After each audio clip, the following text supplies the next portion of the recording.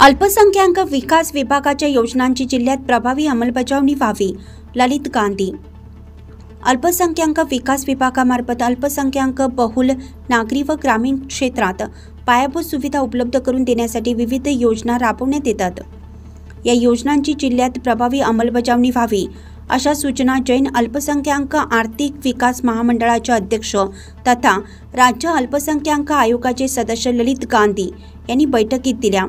जिल्हा अधिकारी कार्यालयाच्या मध्यवर्ती सभागृहात आयोजित आढावा बैठकीत श्री गांधी बोलत होते. यावेळी निवासी उपजिल्हाधिकारी राजेंद्र वाघ, जिल्हा नियोजन अधिकारी योगेंद्र चौधरी, त्र्यंबकेश्वर नगर परिषदच्या मुख्याधिकारी डॉक्टर श्रेया देवचक्के, वनप्रकल्प विभाग नाशिकचे विभागीय व्यवस्थापक डॉक्टर सुजित निवसे, सुमेर काळे, सुमित बोरा, विजय बेदमुधा, संजय सोनवणे, महेश शहा, प्रकाश बोथरा, ऋषिकेश कोंडेकर यांच्यासह अधिकारी व जैन समाजाचे पदाधिकारी उपस्थित होते. श्री गांधी म्हणाले की नाशिक जिल्ह्यातील जैन समाजातील प्राचीन तीर्थक्षेत्राचे संरक्षण व संवर्धन होण्याच्या दृष्टीने यासोबतच जैन साधू व संत हे पायी प्रवास करतात.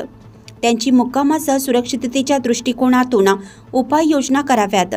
यासाठी जागा उपलब्धतेसह शासनाकडे प्रस्ताव सादर करावेत.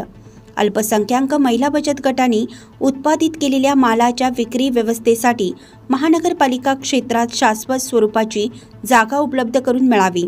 तसेच नाशिक शहर, चांदवड व वणी तालुक्यातील जैन मंदिरांच्या विकासासाठी सिंहस्थ कुंभमेळा आराखड्यात याबाबत समावेश करण्यात यावा अशा सूचनाही श्री गांधी यांनी यावेळी दिल्या. जिल्हा नियोजन अधिकारी श्री चौधरी यांनी यावेळी अल्पसंख्याक विकासासाठी राबवलेल्या विविध योजनांच्या माहितीचं सादरीकरण यावेळी केलं. नाशिक लक्ष न्यूज ब्युरो रिपोर्ट, नाशिक.